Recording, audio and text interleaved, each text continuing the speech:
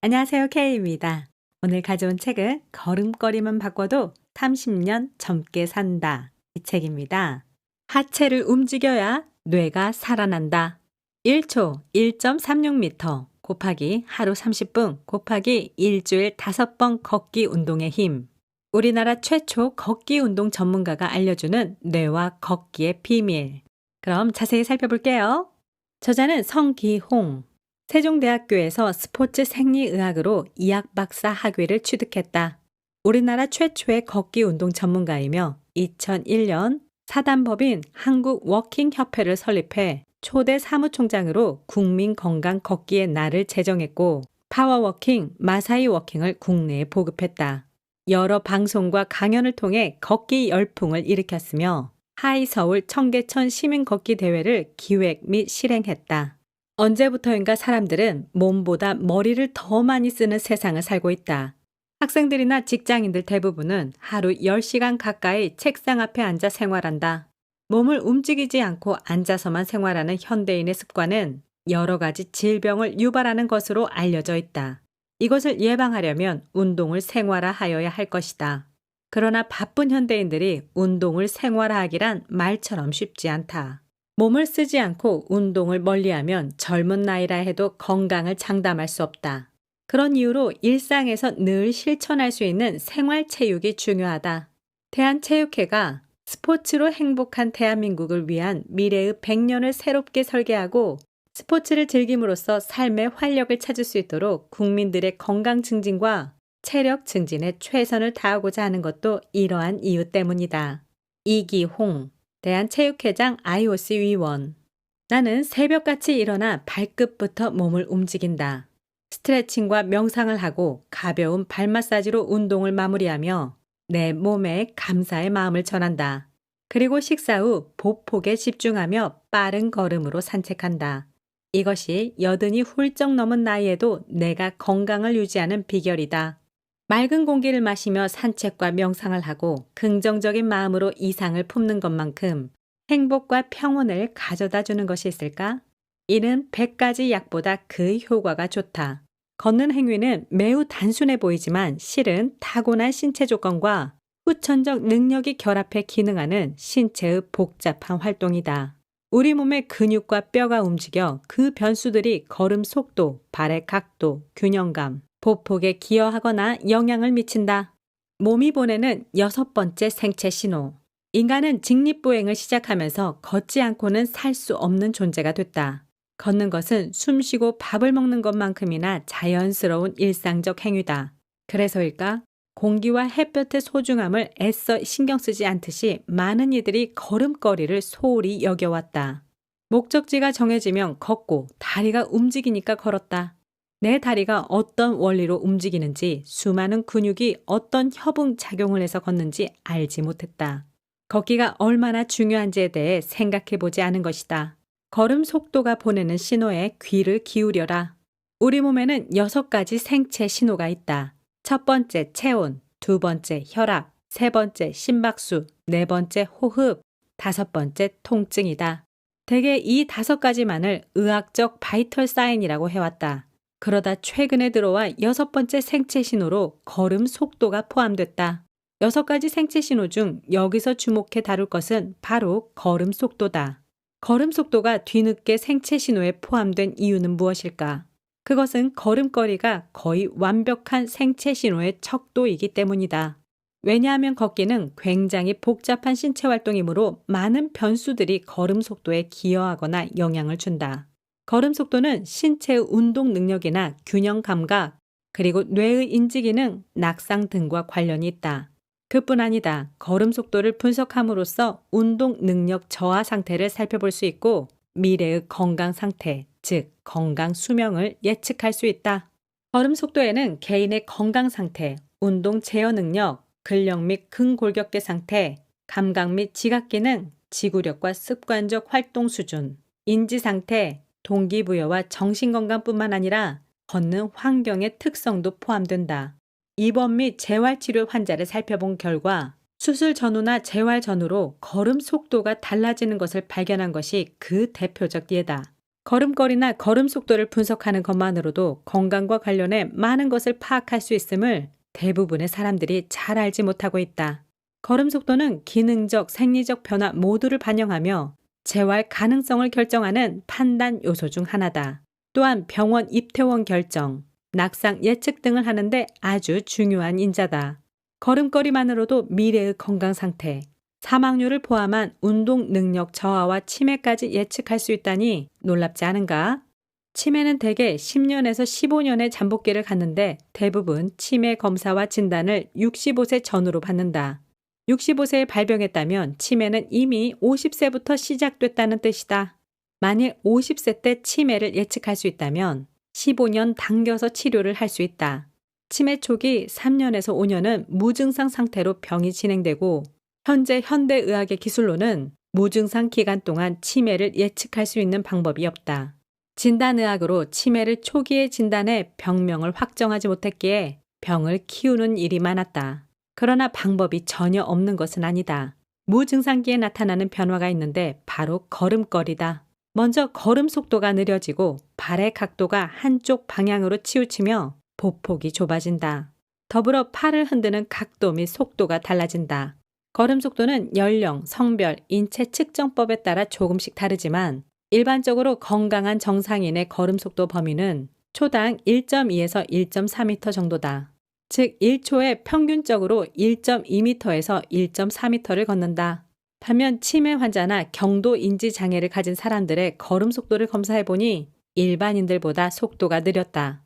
통계를 내보니 초당 0.6에서 0.8m 속도로 걷는 사람들 대부분이 경도 인지 장애였고 걸음의 속도가 초당 0.4m 이하로 떨어지기 시작하면 낙상할 확률이 높아졌다. 다른 육체적 질환 없이 1초에 평균 40cm 미만으로 걷는다면 치매에 걸렸음을 의심해봐야 한다는 뜻이다. 노화가 오고 근력이 감소하면 걸음 속도가 느려지는데 이때 일반적인 노화라면 완만하게 속도가 떨어지는 반면 경도 인지 장애나 치매를 앓는 경우 걸음 속도는 급격하게 떨어진다. 그뿐 아니라 걸음걸이 모양과 방향, 보폭, 균형감 등에도 변화가 온다. 다만 이것을 본인이 인지하기 어렵다는 게 문제다. 현재 의학적으로 치매를 확실히 치료하는 방법은 없다. 약물 치료가 행해지고 있지만 미온적이다. 그래서 치매는 치료보다 예방이 중요하다. 치료에 있어서도 가장 좋은 것은 인지 기능을 향상시키는 것이며 인지 기능 향상을 위해 걷기 운동이 가장 효과적이라는 연구들이 쏟아져 나오고 있다. 걸을 때 보폭을 10cm만 넓혀도 우리 신체와 뇌에는 놀라운 변화가 생긴다. 신체와 뇌가 건강해지면 삶의 질도 완전히 달라진다. 가장 중요한 것은 걷기 운동을 실천하는 것이다. 하루 30분, 주 5회 걷기 운동으로도 우리의 건강은 향상될 수 있다. 그리고 걸음 속도가 전반적인 건강 상태를 나타내는 지표임을 알 수 있듯이 걸음 속도를 꾸준히 향상시키는 것만으로도 뇌 손상을 지연시켜 치매 예방이 되고 평균 수명이 9.5년이나 늘어난다고 한다. 걷기는 몸 전체의 에너지와 균형을 조절해주고 심폐기능과 신경계 기능을 높이는 데 영향을 준다. 그러므로 걸음 속도를 향상시키는 것은 신체 구조의 강도를 향상시키는 것이며 나아가 건강하고 행복한 삶을 위한 아주 기본적인 토대다. 그래서 제대로 걷기만 해도 뇌가 젊어지고 인생이 달라진다. 더 젊어지는 인생 후반전, 지금이야말로 걷기 운동이 필요한 때다. 나이 들면 느리게 걷는 게 당연하다? 혹시 연세 드신 부모님의 치매가 걱정된다면 다른 무엇보다 평상시의 걸음걸이를 유심히 관찰해 볼 필요가 있다. 걸음 속도가 느려지거나 불안정하다면 인지기능 저하와 치매 여부를 의심해 볼 수 있기 때문이다. 걸음걸이는 건강 상태에 대해 많은 것을 파악하게 돕는다. 무엇보다 치매의 조기 예측에 활용될 수 있다는 점에서 아주 중요한 생체 신호다. 미국 보스턴 메디컬 센터 연구팀은 평균 연령 62세의 노인 2,400여 명을 대상으로 걸음 속도, 악력, 두뇌 상태 사이의 상관관계를 관찰했다. 11년간 추적 관찰했더니 걸음 속도를 측정했던 당시 느리게 걸었던 사람들이 빠르게 걸었던 사람들에 비해 치매 발병률이 높은 것으로 나타났다. 즉, 나이가 들어도 건강한 사람은 느리게 걷지 않는다는 걸 알 수 있다. 걸음걸이는 운동과 지각신경의 조화, 목표를 실행하는 능력 등 복합적인 뇌 활동을 기반으로 하기 때문에 이런 결과가 나온 것이다. 걷는 행위는 우리 몸의 에너지 및 운동 조절, 심장이나 폐, 혈류, 신경이나 근육을 포함한 여러 장기와 근골격계의 복합적인 건강 상태가 뒷받침되어야 가능한 행위다. 따라서 걸음 속도가 느리다는 것은 이러한 기능이 손상됐거나 걸음에 사용되는 에너지 효율이 낮다는 의미로 해석할 수 있다. 우리 속담 중에 심리도 못 가서 발병 난다는 말처럼 건강에 이상이 있는 사람들은 안정적인 속도로 오래 걷지 못한다. 1시간에 평균 4km, 1초당 약 1.11m, 이것을 걸을 수 있어야 하는데 근육의 문제, 노화와 노쇠의 문제가 따라오면 이 속도를 유지할 수 없다. 노화가 와도 걸음 속도가 떨어지지만 인지 능력이 떨어져도 가장 첫 번째로 나타나는 증상이 걸음 속도가 느려지는 것이다. 만일 노쇠 현상까지 겹치면 걸음 속도는 더 느려지게 된다. 나이 들어가면서 인지 능력이나 신체의 기능이 저하되어 건강에 이상이 오고 몸이 아프기 시작하면 걸음 속도는 느려질 수밖에 없다. 피츠버그 대학의 연구자들은 최근에 65세 이상의 사람 3만 5천 명의 데이터를 수집해 1초당 걸음 속도가 0.1m 증가하면 사망 위험이 12% 감소하는 것을 발견했다. 예를 들어 75에서 84세의 여성 중 가장 빠르게 걷는 보행자의 92%는 다른 이들에 비해 10년을 더 살았다. 반면 가장 느리게 걷는 보행자의 경우 10년 후 35%만이 생존했다. 65세의 남성이 초당 1.6m 속도로 걸을 수 있다면 95세까지 건강하게 살 수 있지만 초당 0.8m 이하 속도로 걷는다면 수명이 15년 정도 줄어든다. 여성의 경우 약간의 차이가 있으나 크게 다르지 않다. 65세의 여성이 초당 1.6m 속도로 걸을 수 있다면 이후 3, 40년 이상을 더 살아 90세 이상 100세까지 건강하게 살 수 있다. 그러나 초당 0.8m 이하의 속도로 걷는다면 수명이 20년 정도 줄어들어 85세까지만 살게 된다. 즉 정상 속도로 걷는 65세가 3, 40년을 더 사는 반면 그렇지 못한 경우 남은 수명이 그 절반으로 줄어든다. 물론 이것은 다른 변수들을 제외하고 걸음의 속도로만 예측한 이론적 계산이기에 실제는 조금 다를 수 있다. 하지만 걸음의 속도가 느려질 경우 질병으로 연결된다는 것만은 분명하다. 그래서 기본적으로 어떻게든 올바른 자세로 걸어야 한다. 그 다음은 연령대별 평균 속도로 걸어야 한다. 성인은 1시간에 최소한 4km 이상을 걸을 수 있어야 한다. 즉 1초당 평균 1.36m. 이 정도로 걸을 수 있어야 인지 능력이 향상된다. 이 속도 이상으로 걸음을 유지할 수 있는 능력이 돼야 심신의 건강과 뇌의 기억력을 지킬 수 있다. 1시간에 4km 이상을 걸어갈 수 있는 종아리, 허벅지, 엉덩이 근육과 뇌의 인지 능력은 기본적인 건강을 유지하는 데 필수 요소다. 만일 이것들이 기준 이하이거나 불균형을 이루면 당연히 치매에 걸릴 확률도 그만큼 높아진다고 봐야 한다. 그럼 이 속도로 걸을 능력은 되지만 일부러 평생 동안 느리게 걸었다면 어떨까?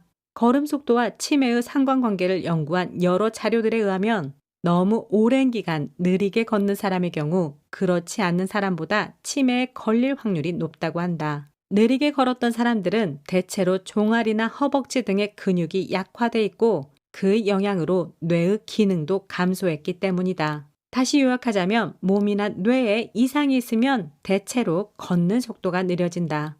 일부러 평생 나쁜 자세로 걷거나 느리게 걸어도 치매에 걸릴 확률이 높아진다. 그리고 수명 역시 10년가량 줄어든다고 볼 수 있다. 몸에 병이 찾아오면 걸음걸이부터 달라진다.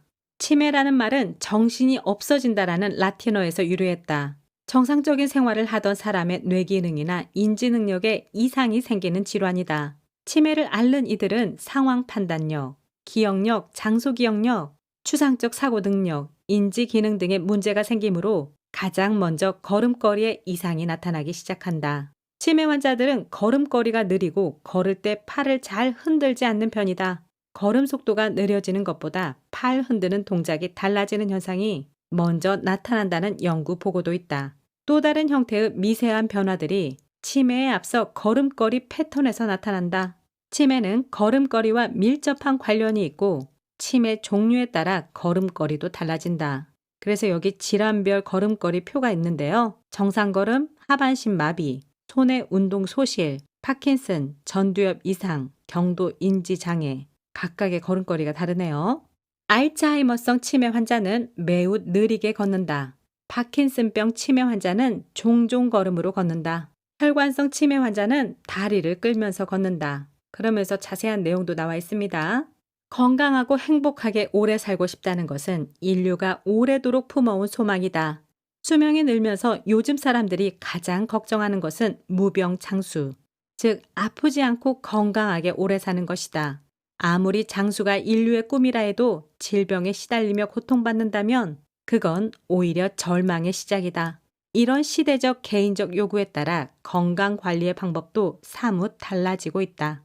이전에는 아프면 무조건 병원을 찾았고 의사에게 모든 것을 맡겼다. 전문가가 알아서 잘 해주겠거니 하는 마음에서였다. 그러나 최근 인식의 변화가 생기고 있다. 건강하고 행복한 삶을 살고자 한다면 먼저 나를 사랑하는 것에서 시작해야 한다는 것이다. 자신을 아끼는 사람이라면 건강 관리에 신경 쓰는 것은 당연하다. 무조건 전문 의료기관에 자신의 몸을 맡기던 것에서 벗어나 스스로 자기 몸을 이해하고 관리하는 흐름이 시작됐다. 이런 자기주도형 건강법은 자기 삶을 이끌어가는 현대인에게 필수적인 일이다. 또한 100세 시대 건강한 삶을 위한 헬스케어의 방법이다. 이제 건강도 자기 주도가 필요하다. 우리 몸을 정화하는 식습관, 정신건강 지켜주는 잠습관, 우리 몸을 아끼는 생활습관, 개인 소득에 따라 변하는 라이프 스타일과 운동. 운동은 국민 총생산, GNP와 개인 소득에 따라 운동 종류와 형태, 방법이 변화해 왔다. 시대 흐름에 따라 개인 소득이 바뀌고 소득의 향상에 맞춰 선호하는 운동 종류와 라이프 스타일도 바뀌어 온 것이다. 옛날 사람들은 먹고 살기 바빠 열심히 노동만 하다가 연간 개인 소득 $1000 시대가 돼서야 한숨 돌렸다. 그때부터 세탁기, 텔레비전, 냉장고 등 가전제품을 사기 시작했다. 덕분에 여성들이 가사일에서 시간을 덜 수 있었고 더불어 여성들의 비만이 늘었다는 통계도 있다. 개인소득 $3000 시대가 되면서 햄버거, 피자, 콜라 등 패스트푸드 외식 문화가 늘며 비만 인구도 함께 늘었다. 이 시기에는 주로 축구, 농구, 배구 등 파이팅할 수 있는 운동이나 조깅처럼 무작정 뛰는 운동을 많이 했다. 생계의 걱정을 더니 여유와 의욕이 생겨 운동에 투자했던 것이다. 그러다 개인소득 $5000 시대에 다다르면 남자들이 차를 욕심내기 시작하고 운동 부족으로 인한 남자들의 대사질환이 많아진다. 이때 하는 운동은 주로 테니스, 조깅, 소득 $10,000가 될 때까지 사람들 인식 속에서 운동은 주로 달리기에 집중돼 있다. 달리기가 곧 운동이라고 생각하기 때문이다. 그런데 개인소득 $10,000,000를 넘으면 운동 형태가 다양하게 바뀌어 레저를 즐긴다. 첫 번째 걷기, 두 번째 수영, 그 다음이 골프, 스케이트, 스키 등이다. 그러다가 개인소득 $30,000가 넘는 시대를 맞으면서 운동 종목이 완전히 바뀌어 익스트림 스포츠로 넘어간다. 즉 체험 운동 중심이 되는 것이다. 삶에 활력을 줄 수 있는 자극과 쾌감을 스포츠에서 얻고자 하는 심리다. 이처럼 시대 흐름이나 소득의 변화에 따라 건강에 대한 인식, 운동법에 대한 접근법은 달라져 왔다. 과학기술의 발달로 수명이 연장돼 100세 시대를 바라보는 지금의 우리에겐 그 어느 때보다 치매에 대한 불안이 높다. 이제 우리는 몸과 마음, 뇌의 건강까지 담보할 수 있는 운동에 집중해야 하며 걷기가 바로 그 핵심이다. 하체를 움직여야 뇌가 살아난다. 이 말이 무슨 말인지 우리 그동안 공부했었지만 이 책에서 말하는 부분을 좀 더 자세히 살펴볼게요. 인간의 신체는 운동이 부족하면 근력이 약해지는데 하체 근육이 감소하면 신체 건강뿐 아니라 뇌와 인지 기능도 그만큼 감소한다. 적절한 운동과 꾸준한 걷기야말로 몸과 뇌의 건강을 지켜주는 특효약이다. 현대인들은 여러 가지 질병을 달고 산다. 병원을 너무 멀리해도 문제지만 무조건 병원에만 의지하거나 약물을 오남용하는 것도 건강에는 좋지 않다. 특히 감정, 기억, 치매, 뇌의 문제에 있어서는 거의 약물에만 의존해왔고 생활 습관을 바꾸거나 신체 활동과 운동을 통한 치유 및 치료에는 매우 소극적이었다. 운동하시는 뇌에 따르면 2000년 듀크 대학 과학자들이 뉴욕타임스에 운동이 항우울제 졸로푸트보다 더 효과적이라는 연구 결과를 발표했다고 한다. 운동이 정신 건강과 인지력에 도움을 준다는 것이다. 세계보건기구 WHO는 하루 30분씩만 운동하면 당뇨, 심장병, 뇌졸중의 위험에서 벗어날 수 있다는 운동 권고문을 발표했다. 하루 30분씩 일주일에 5번의 걷기, 530 운동만으로도 우리 건강은 훨씬 좋아질 수 있다. 걷기에는 심장마비, 당뇨, 골다공증의 발병 가능성을 낮추고 고혈압, 관절염뿐 아니라 우울증까지 치료해주는 탁월한 효능이 있다. 미국 외과의사협회에 따르면 규칙적으로 걷기 운동을 하면 대장암에 걸릴 확률이 50% 가까이 줄어들었으며 하버드 대학 연구 결과 걷기는 유방암에 걸릴 확률을 20% 낮춰주었다. 이런 결과를 놓고 보면 현대인들이 아픈 것은 몸을 움직이지 않고 앉아있거나 너무 걷지 않아서인 듯하다. 사람의 손길이 닿지 않는 시골의 폐가를 보면 기울어진 건물에 온갖 자풀이 무성한 걸 볼 수 있다. 이처럼 모든 신체 기관을 담고 있는 몸 또한 사용하지 않고 방치해두면 폐가처럼 금세 낡아버린다. 버려진 집에 자풀이 더욱 잘 자라듯 건강관리와 운동에 소홀한 사람들은 순식간에 건강이 나빠지거나 질병으로 고통받을 위험에 놓이게 된다. 내 몸을 폐가로 만들 것인지 깔끔하고 튼튼하게 잘 관리된 집으로 만들 것인지는 상당 부분 우리 자신의 노력에 달려있다. 현대인의 대표적인 생활습관병은 당뇨, 고혈압, 고지혈증이다. 탄수화물이 주가 되는 당질 위주의 생활습관이 만들어낸 병이랄 수 있다. 인체의 신체는 운동 부족 현상이 계속되면 근력이 약해지고 신체의 움직임이 둔해져 체중과 체지방이 증가한다. 게다가 노화의 진행 속도가 빨라져 신체 기능에 이상이 왔을 때 병에 대한 저항력이 떨어진다. 세계보건기구에 따르면 10대 사망 원인 중 1위가 심장질환, 2위가 뇌졸중인데 전 세계 사망자 3명 중 1명이 뇌질환으로 사망한다. 그리고 이런 질환들을 일으키는 주요 요인으로 꼽힌 것이 바로 운동 부족이다. 이처럼 운동 부족이 사망 위험을 2배 가까이 높이는데도 세계 인구의 60-70%가 운동을 충분히 하지 않는 게 지금의 현실이다. 거기에 지금은 팬데믹 시대로 이 운동 부족의 위험이 훨씬 더 높아졌죠. 운동량이 부족할 경우 심폐 기능이 약해져 체력과 지구력이 떨어지고 체내에서 소모되지 못한 칼로리는 비만의 원인이 된다. 특히 혈액에 지방이 쌓여 탁해지면 동맥경화증을 일으키고 이는 뇌경색, 심근경색, 뇌출혈 등의 질병을 불러온다. 40대 이후 돌연사하는 이들을 보면 운동 부족이 원인인 경우가 꽤 많다. 혈액에 쌓인 지방 덩어리가 혈관을 막아 고혈압이나 협심증 등을 야기하기 때문이다. 아직도 많은 사람들이 잘못된 생활 습관을 개선하거나 운동을 통해 건강을 지키는 데 소홀하며 검증되지 않은 건강보조식품과 치료법에 의존해 단시간에 보다 쉽게 건강을 얻으려 한다. 하지만 건강은 노력 없이 얻어지는 것이 아니며 한순간에 좋아지거나 회복할 수도 없다. 행복하고 건강한 삶을 원한다면 약물보다는 운동에 투자하자. 돈도 거의 들지 않고 리스크도 적으니 어려울 것 없다. 하루 30분 가벼운 걷기만으로도 충분하다. 현대인의 문제는 근력 감소. 나이 든 어르신들의 경우 기운이 없다. 기운이 떨어진다는 말을 자주 한다. 이는 노화로 인해 근력이 약화되어 나타나는 증상이다. 건강한 사람의 경우 20, 30대 때는 근육이 몸무게의 35에서 40%, 여성은 30에서 35%를 차지한다. 그러다 40세 이후 70세까지는 근육량이 10년에 약 8%씩, 매년 약 0.8에서 1% 정도씩 이렇게 줄어든다. 70세가 넘으면 10년에 15%씩 감소해 근육량이 급격히 줄어드는데 80대가 되면 20대 시절 근육량의 반밖에 남지 않는다. 가장 먼저 줄어드는 것은 복근, 등 근육, 가슴 근육, 엉덩이 근육, 넓적다리 근육처럼 큰 근육들이다. 평소 관리를 전혀 안 하고 험하게 함부로 사용하면 몸은 빨리 노쇠한다.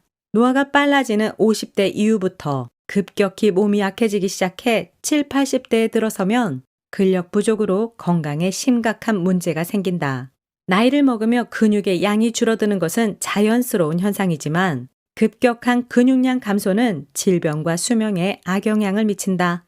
그런 이유로 세계보건기구는 2017년에 근감소증에 질병 코드를 부여하고 정식 병명으로 인정했다.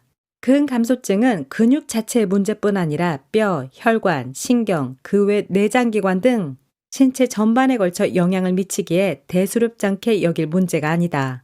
근육이 힘을 잃어 지지 역할을 하지 못하면 뼈도 같이 약해지는데 심할 경우 골다공증이 올 수 있다. 약화된 근육이 노쇠를 불러와 일어서기, 걷기 등의 일상생활도 힘들어진다. 근육량이 줄면 신체 회복력이나 면역력도 함께 떨어져 감염병에 걸릴 위험도 커진다. 그뿐 아니다. 간에 지방이 쌓이고 심장이 비대해질 위험이 있으며 췌장의 인슐린 분비를 방해해서 당뇨가 온다. 비만이면서 당뇨가 있는 경우 근감소증이 잘 생기기도 한다. 근육이 혈관과 신경에 충분한 에너지를 전달하지 못하면 그만큼 인지 기능도 떨어지게 되므로 치매 발병 위험도 증가한다. 근육량이 줄어드는 것으로 인해 머리부터 발끝까지 몸 전체에 총체적인 문제가 생겨나게 된다. 우리나라의 경우 65세 이상 인구 중 약 24에서 25%가 근감소증에 해당한다. 노년층에서 나타나는 근감소증은 낙상, 골절, 입원, 사망 등의 위험이 늘어나고 삶의 질도 떨어지기에 특히 위험하다. 근감소증을 예방하려면 젊은 시절부터 근육을 키우고 유지하는 습관을 들여야 한다. 특히 인체 근육의 65에서 70%가 몰려있는 하체의 운동에 주력하는 것이 좋다. 걷기야말로 가장 지적인 활동. 루소, 니체, 칸트, 소로, 홉스, 아인슈타인. 이들의 공통점은 무엇일까? 바로 걷기를 사랑했다는 것. 그 업적만 놓고 보면 책상 앞에 앉아 책을 파고들며 연구에 몰두했을 것 같지만 그들은 걸으면서 사색하는 걸 최고로 즐겼다. 걷기를 통해 휴식을 취하고 건강을 지켰으며 창의적 아이디어를 발현시켜 역사에 남을 탁월한 성과물을 만들어냈다.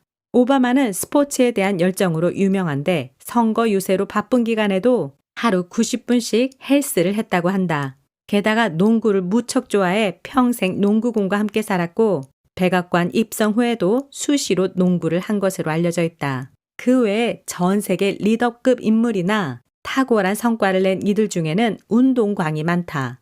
카뮤는 축구를 좋아했고 소설가 해밍웨이는 아마추어 복싱 선수였으며 니콜라 사르코지 프랑스 대통령은 새벽 조깅을 즐겼다. 그들의 지도력과 성과가 단지 책상머리에서 나온 것이 아님을 증명하는 사례다. 운동이 해마의 기억력을 향상시킨다. 우리 뇌에 있는 해마라는 부위는 기억과 학습 능력을 담당한다. 이 해마가 손상되면 인지 기능이 떨어지고 자극과 신경신호의 전달 체계가 나빠져 즉각 행동하지 못하게 된다. 노인들 몸의 움직임이 둔하고 공 같은 것이 날아와도 잘 피하지 못하는 건 이런 이유 때문이다. 운동을 하면 해마에 새로운 신경세포가 생성될 뿐 아니라 기존 신경세포의 생존율을 높이기도 한다는 사실이 쥐 실험 등을 통해서 오래전 입증되었다. 이는 인간의 뇌 연구로 이어졌고 운동이 인간 뇌에서 새로운 신경세포를 생성하는 데 영향을 미친다는 연구 결과들이 속속 나오고 있다. 우리 몸은 과거 수렵 채집하던 시절과 달라지지 않았어요. 우리 뇌는 신체를 활발히 움직일 때 최상의 능력을 끌어내도록 진화했어요. 인류는 사냥하던 시절 끊임없이 움직이면서 고도의 집중력과 창의력을 발휘했습니다. 운동시키는 정신과 의사로 알려진 하버드 의과대학 정신의학과 존 레이티 교수의 이야기다. 그는 몸을 쓰지 않으면 뇌가 쪼그라들 수 있다고 경고한다. 고로 몸을 씀으로써 뇌를 단련해 노화를 막아야 한다는 게 그의 지론이다. 제가 예전에 리뷰해드렸던 운동하시는 뇌의 저자이기도 하죠. 미국 노인의학회 저널에 발표된 연구 결과에 따르면 걷기 운동이 알츠하이머 병에 걸릴 위험이 있거나 알츠하이머 병에 걸린 노인들의 인지 건강을 높이는 데 효과적이라고 했다. 운동을 통해 기분 향상, 스트레스에 대한 탄력성, 정보 처리 속도, 주의력, 단기 기억력 및 인식 유연성 등 뇌의 기능이 향상되었다는 것이다. 현대인들은 삶의 균형이 많이 깨져 있는 상태다. 특히 과거에 비해 몸보다 머리 쓰는 일을 많이 하고 걷거나 몸을 움직이는 일은 점점 줄어들고 있다. 이 불균형을 해소하는 방법은 생각보다 간단하다. 머리를 덜 쓰는 대신 몸을 더 쓰는 쪽으로 조금씩 방향을 바꾸면 된다. 특히 유산소 운동인 걷기는 돈이 들지 않고 별도의 도구가 필요 없으며 부상의 위험도 낮은 아주 쉽고 좋은 운동이다.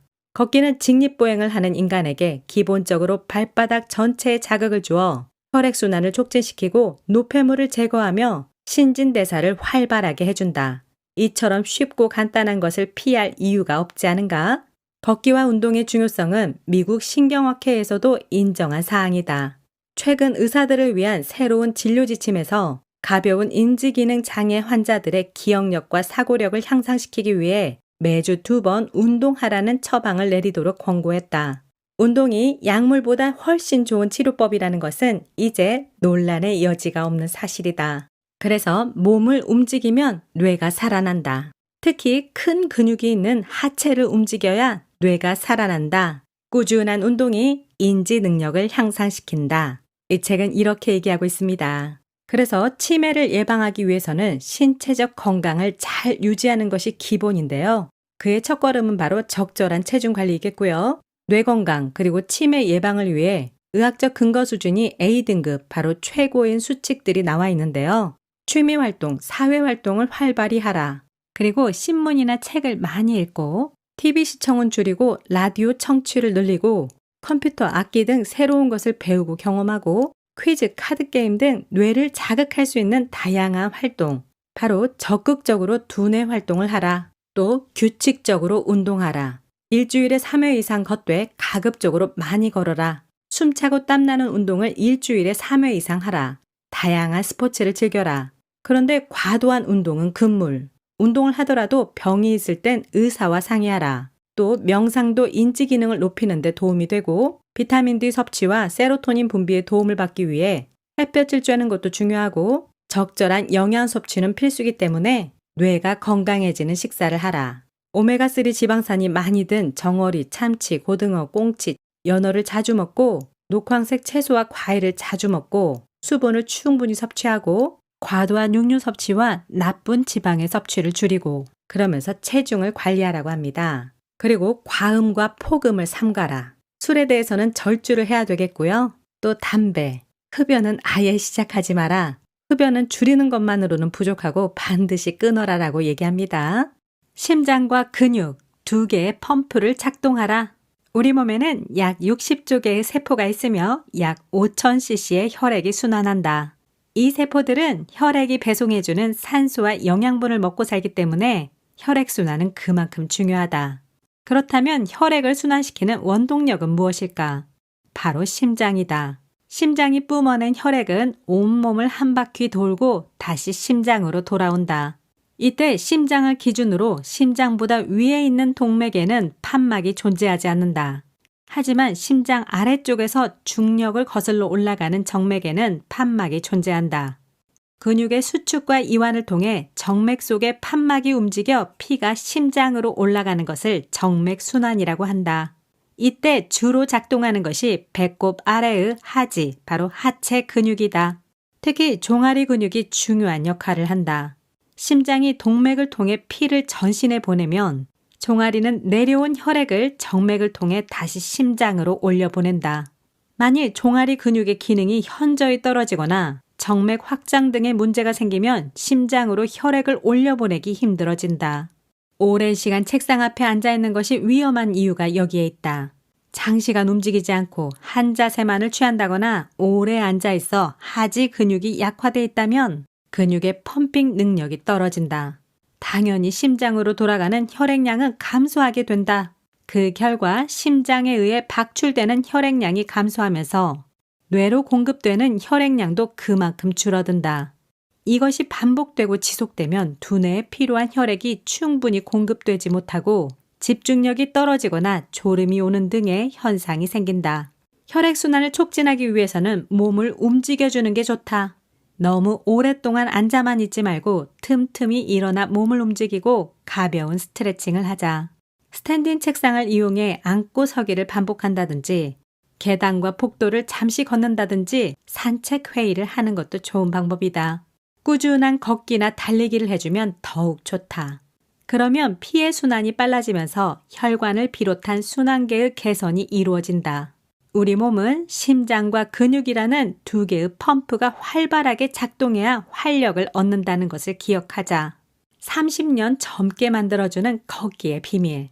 걷기는 종아리 근육, 허벅지 근육, 엉덩이 근육 등의 하체 근육을 키우고 튼튼하게 하는 데 도움이 되는 운동이다. 반대로 하체 근육이 튼튼해야 허리를 꼿꼿이 세우고 바른 자세로 걸을 수 있다. 뇌와 몸의 건강을 지켜주는 바른 걷기, 즉 브레인 워킹은 평상시 걸음 속도보다 약간 속도를 높여서 걷는다. 단 옆 사람과 대화할 수 있는 속도여야 하며 너무 숨이 차지 않도록 주의한다. 먼저 브레인 워킹은 몸의 자세가 중요하다. 머리, 가슴, 배, 허리를 똑바로 세워야 목과 등줄기가 펴진다. 턱은 살짝 당기고 시선은 20에서 30m 앞쪽을 본다. 어깨는 수평이 되게 하고 손은 계란을 쥔 듯 가볍게. 팔을 저을 때는 어깨에 과한 힘이 들어가지 않게 주의한다. 무릎은 펴고 걷는다. 걸을 때 좌우 어깨나 위아래 골반에 흔들림이 없어야 오래 걸어도 무릎이나 발바닥 통증이 심해지지 않는다. 그러니까 터벅터벅 걷는 자세는 안 좋은 자세고 부작용을 야기할 수 있다는 거죠. 앞으로 뻗은 발은 발 뒤꿈치부터 바닥에 닿고 발 중앙부, 그 다음 발끝, 바로 엄지발가락으로 땅을 살짝 차듯이 킥을 한다. 이때 발등과 발목의 각도는 90도 정도를 유지한다. 발끝으로 땅을 찰 때 다른 발은 발 뒤꿈치를 바닥에 대면서 빠르게 발바닥을 바닥에 놓는다. 결국 전체적으로 잘 펴고 걷는 게 굉장히 중요하죠. 그래서 결국 하체 근육을 튼튼하게 하면서 강화하는 게 중요한데 하체 근육에는 크게 엉덩이 근육, 허벅지 근육, 종아리 근육이 있죠. 이 근육들도 각각의 역할이 있는데요. 먼저 몸의 균형을 잡는 엉덩이 근육. 엉덩이 근육의 가장 중요한 역할은 상체를 받치며 다리와 균형을 잡아주며 고관절을 안정시킨다. 그래서 엉덩이 근육이 짝짝이거나 근육이 빈약하면 균형을 잃고 비틀거리다 넘어질 확률이 높다. 엉덩이 근육은 등에 연결되어 있기 때문에 엉덩이 근육을 키우려면 등 운동도 함께 해줘야 한다. 그러면서 엉덩이 근육에 대한 자세한 설명이 나옵니다. 두 번째는 에너지 저장 창고 허벅지 근육. 허벅지에는 우리 몸의 근육 중 거의 50%가 몰려있다. 그래서 허벅지가 얇거나 허벅지 근육이 부실한 사람들은 그만큼 에너지 저장 능력이 떨어진다. 이런 사람들은 조금만 움직여도 빨리 지치고 힘을 잘 쓰지 못한다. 허벅지는 제일 굵은 부분을 잡았을 때 자기 손으로 3뼘 정도 돼야 한다. 여자는 57cm, 남자는 60cm를 넘어야 건강한 허벅지라 할 수 있다. 허벅지 근육은 무릎 관절 주변을 둘러싸 충격에서 관절을 보호해주고 관절 통증을 줄여주는 역할도 한다. 허벅지 근력이 약하면 몸의 무게나 외부의 압력이 무릎 관절에 직접적으로 가해져 쉽게 손상될 수 있다. 이런 이유로 관절 건강을 위해서는 허벅지 근력을 키우고 유지하는 것이 특히 중요하다. 허벅지 근육은 걷기의 원천 근육이기에 특히 중요한데 걷기만으로는 허벅지 근육을 키울 수 없다. 걷기와 중량 운동을 병행해서 허벅지 근육을 키운다면 더욱 건강한 하체를 유지할 수 있다. 그러면서 허벅지 근육도 자세한 설명이 나옵니다. 또 마지막으로 종아리 근육 32cm의 힘. 정맥류 순환이 제대로 이루어지기 위해서는 종아리 근육이 필요한데 제일 두꺼운 부분이 최소 32cm가 돼야 한다. 특히 여성들의 경우 가늘고 날씬한 다리를 무척 신경 쓰지만 사실 가는 종아리는 건강의 측면에서 보면 썩 좋지 않다. 종아리가 가는 사람들, 특히 종아리 근육이 약한 사람들은 걸을 때 속도를 내지 못하고 질병에도 취약하다. 다리가 가는 사람들 중에 빈혈 환자가 많은데 근육이 적으면 분포된 모세혈관도 적어서 그만큼 산소나 영양분 공급이 안 된다. 당연히 혈액순환 능력이 떨어지고 전반적인 건강 상태도 떨어질 위험이 있다. 그러면서 종아리 근육도 좀 더 자세한 설명이 나옵니다. 그래서 결국 걷기 습관으로 뇌 건강도 지킬 수 있고 나이가 들어가면서 떨어지는 체력, 근력 등등 너무 많은 게 떨어지는데 이런 것들을 잘 잡아갈 수 있고 건강관리의 첫걸음인 체중 조절도 할 수 있고 걸으면서 아이디어도 떠오르고 몸도 마음도 더 건강해질 수 있으니까 정말 걷기는 100세 건강관리에 있어서 기본 중에 기본이다. 그리고 이 책의 제목처럼 걸음걸이만 바꿔도 30년 젊게 산다. 다만 특히 40대 이후라면 누누이 이 책에서 강조해요. 자기 몸이 감당할 수 있는 수준에서 운동을 해야 한다. 이렇게 계속 강조하고 있는데요. 무엇이든 과유불급, 절대 무리하지 말라고 하고요. 특히 자신의 연령, 건강 상태에 맞게 강도를 조절해야 된다는 거고요. 하루 30분에서 60분 사이로 걸으면 치매 감소율이 20에서 28% 낮아졌고 주 3회 이상 걸으면 43에서 45%까지 치매에 걸릴 확률이 감소했다고 해요. 근데 60분을 훌쩍 넘어서 너무 오래 혹은 무리해서 걸을 경우에는 오히려 피로가 쌓여 건강에 해로울 수 있다는 점, 이것도 다시 한번 잘 기억하시고요. 또 운동 강도를 중강도로 하는 것이 효과를 높일 수 있는 방법이고 지나친 고강도 운동은 치매 발병 감소율을 오히려 떨어뜨린다고 합니다. 그래서 결론적으로 말해 일주일에 3에서 7회, 중강도로 30분에서 60분 동안 걷기 운동 또는 유산소 운동을 하면 치매 발병률을 감소시키는데 가장 효과적이라는 뜻이다. 반면 과한 빈도와 강도의 운동은 치매 발병률을 낮추는데 그다지 효과적이지 않다. 이렇게 정리해 주었습니다. 그래서 걸음걸이만 바꿔도 30년 젊게 산다. 하체를 움직여야 뇌가 살아난다. 1초 1.36m 곱하기 하루 30분 곱하기 일주일 5번 걷기 운동의 힘. 걸음의 속도를 높이는 빠른 걷기 운동의 힘. 이것을 잘 기억하시면서 바른 자세부터 다시 한번 점검하고 바른 자세의 걷기 운동을 평생 꾸준히 하시기 바랍니다. 여러분의 건강한 라이프스타일, 즐거운 라이프스타일, 성장하는 라이프스타일을 응원드립니다. 지금까지 K였습니다. 구독과 좋아요, 알림 버튼 감사합니다. 다음 영상에서 또 만나요. 제발 안녕.